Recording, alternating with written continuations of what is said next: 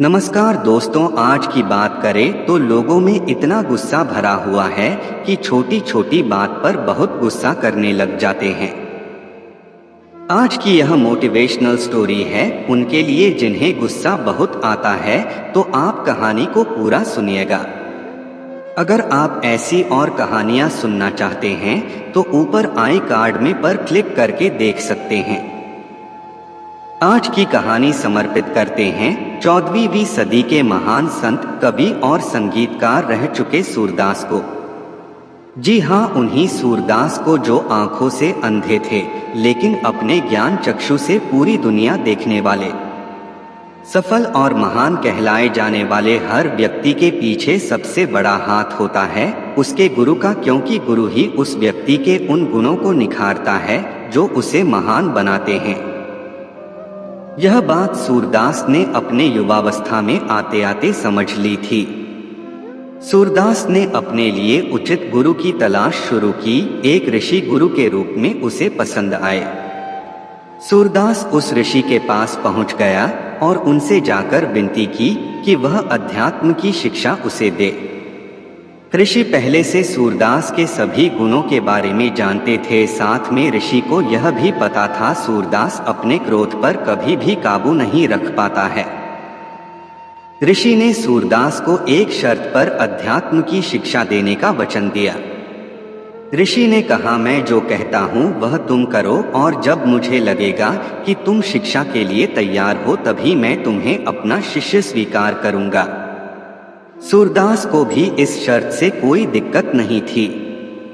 सूरदास बोला, गुरुजी आप मुझे चाहे अपना शिष्य स्वीकार करें या ना करें, मैं आपको गुरु स्वीकार कर चुका हूँ और अभी से मैं आपकी हर बात मानने के लिए तैयार हूँ। बताइए मुझे क्या करना होगा। गुरु ने उससे कहा, आज से 1 महीना खत्म होने तक तुम्हें अपने दिनचर्या में होने वाली हर क्रिया के साथ भगवान का नाम जपना होगा। अगर तुम ऐसा कर पाते हो तभी तुम मेरे पास आना, वरना अपने लिए कोई दूसरा गुरु तलाश लेना। सूरदास वहीं से भगवान का नाम जपता जपता अपने घर लौट गया। तभी से शुरू करके 1 महीने तक उसने निरंतर हर काम के साथ भगवान का जाप कभी नहीं बंद किया। 1 महीना खत्म होने पर वह गुरु के आश्रम की ओर आ निकला। जब वह आश्रम के काफी करीब पहुंच गया तब रास्ते में एक सफाई कर्मचारी कचरा साफ कर रहा था, जिसके पास से जब सूरदास गुजरा तो सूरदास के कपड़ों पर गंदगी लगने से उसके कपड़े खराब हो गए। सूरदास को इस बात का एहसास होते ही उसे बहुत गुस्सा आया। उसने ऊंची आवाज में उस सफाई कर्मचारी को डांटा और उससे कहा, क्या तुम भी अंधे हो गए हो? तुम देख नहीं सकते? मेरे कपड़े तुमने खराब कर दिए। सफाई कर्मचारी ने सूरदास से माफी मांगी, लेकिन सूरदास का गुस्सा कम ना हुआ और वह वापस अपने घर की ओर लौट गया। सूरदास अपने घर पहुंचकर अपने कपड़े बदलकर फिर से गुरु के आश्रम पहुंचा। गुरु ने सूरदास से कहा, मुझे लगता है तुम अभी तैयार नहीं हुए हो, तो तुम्हें 1 महीना और यही जाप निरंतर चालू रखना पड़ेगा। सूरदास गुरु की बात कैसे टाल सकता था? उसने गुरु के पैर छुए और वापस भगवान का जाप करते करते अपने घर लौट आया और भगवान का जाप करते करते ही 1 महीना और बिता दिया। एक बार फिर से सूरदास साफ सुथरे कपड़े पहनकर गुरु के आश्रम की तरफ आ निकला। इस बार फिर से रास्ते में वही सफाई कर्मचारी था और जब सूरदास उसके पास से गुजरा तो फिर से उसके कपड़ों पर गंदगी उड़ने से सूरदास के कपड़े खराब हो गए और इस बार तो सूरदास का गुस्सा 7वें आसमान पर था। अगर सूरदास देख पाता तो शायद उस कर्मचारी को मार ही देता। सूरदास ने फिर से गुस्से में कर्मचारी को डांटा, भला बुरा कहा और फिर से अपने घर जाकर कपड़े बदलकर गुरु के पास आ पहुंचा। इस बार भी गुरु ने वही बात दोहराई, अभी तुम तैयार नहीं हो, तुम्हें 1 महीने तक और यह कार्यक्रम जारी रखना होगा। सूरदास फिर से गुरु के पैर छूकर भगवान का नाम जपते जपते अपने घर लौट आया।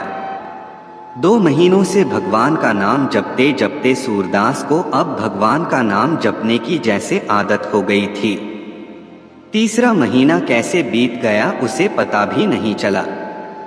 महीना खत्म होने पर सूरदास फिर से अच्छे कपड़े पहनकर गुरु के आश्रम की तरफ चल निकला। आश्रम के पास आते ही फिर से वही सफाई कर्मचारी वहां पर सफाई कर रहा था। सारी घटना वैसी की वैसी दोहराई गई। फर्क सिर्फ इतना था कि इस बार सूरदास को तनिक भी क्रोध नहीं आया। इस बार जो हुआ उसने सफाई कर्मचारी को आश्चर्यचकित और गुरु को खुश कर दिया। अपने कपड़ों पर गंदगी उड़ने के बाद भी सूरदास हाथ जोड़ते हुए सफाई कर्मचारी को धन्यवाद बोला। सूरदास बोला कि धन्यवाद, आपने मुझे मेरे क्रोध को नियंत्रण में लाने के लिए बहुत मदद की है। सूरदास इस बार बिना कपड़े बदले ऐसे ही अपने गुरु के पास पहुंचा। तब गुरु भी उस पर खुश होते हुए बोला, आओ मेरे प्रिय शिष्य, अब तुम बिल्कुल तैयार हो। चलो तुम्हारी अध्यात्म की शिक्षा शुरू करते हैं। दोस्तों, यह सुंदर कहानी हमें यह पाठ पढ़ा कर जाती है। सच्चा गुरु वही होता है जो शिष्य की सभी खूबियों के साथ उसकी कमियों को भी जाने, और न सिर्फ उसकी कमियों को जाने बल्कि उन्हें कैसे दूर करना है उसके उपायों के बारे में भी जानता हो। शिष्य को भी देख परख कर अपने गुरु का चयन करना चाहिए, और एक बार जिसे गुरु मान लिया पूरे विश्वास और श्रद्धा से उसका हर कहा मानना चाहिए। दोस्तों, अगर आपको यह शिक्षा भरी कहानी पसंद आई हो, आपको कुछ सीखने को मिला है, तो प्लीज मेरे चैनल को सब्सक्राइब जरूर करें और वीडियो को लाइक करने ना भूलें।